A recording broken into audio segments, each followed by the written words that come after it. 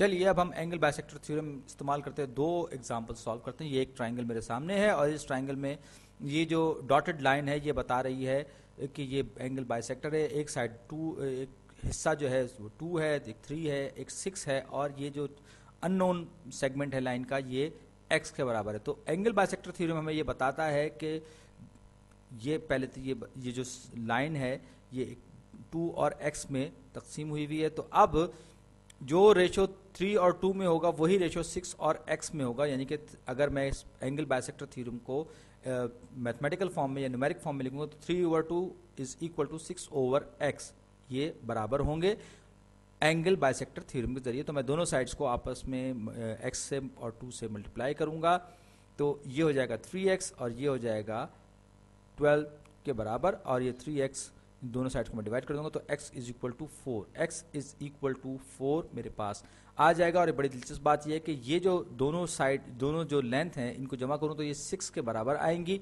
और ये एक साइड इसकी 6 है, तो ये आइसोसेलेस ट्राइंगल कहलाएगी। और इसको हम ये जो साइड है ये 3 है और ये चीज़ बाहरी बात है कि जब आप इसको करेंगे तो दिलचस्प लगेगी आपको। आइसोसेलेस में दो साइड बराबर होती हैं। अब ये एक और प्रॉब्लम है, इसमें ये इस साइड की लेंथ 10 है, एक साइड 5, एक साइड 7 और ये बाइसेक्टर एंगल बाइसेक्टर मैंने ड्रॉ किया तो ये इसको मैं A, इस पॉइंट को मैं B कहूँगा। तो मुझे इस पॉइंट A से लेकर B तक की जो डिस्टेंस है या यूँ कहें कि लेंथ सेगमेंट AB की मुझे मालूम करनी है। अब एक बार फिर एंगल बाइसेक्टर थ्योरम के जरिए 5/x यानी कि 5 और x में जो रेशियो होगा वो बराबर होगा 7 और इस पूरे इसके बराबर। तो ये जो लेंथ है, ये वाली जो लेंथ है ये कितनी लेंथ होगी, तो अगर मैं 10 में से x निकाल लूंगा तो मुझे ये लेंथ हासिल हो जाएगी, यानी 10 - x। तो 7/10 - x जो है ये मैं यहाँ पर डिनोमिनेटर में लिखूंगा और क्रॉस मल्टीप्लाई करूंगा। तो 5 को 10 से मल्टीप्लाई करूंगा 50 और 5x - 50 - 5x और फिर ये 7x हो जाएगा। और फिर एक बार मैं दोनों साइड्स पे ये x को ले जाऊंगा तो ये इधर जाके जमा हो जाएगा। तो 50 इज इक्वल टू 12x हो जाएगा और मैं दोनों साइड्स को 12 से डिवाइड करूंगा तो 50/12 इज इक्वल टू x। और आपको पता है मैं इसको अगर 2 से तकसीम कर दूं तो ये हो जाएगा 25/6।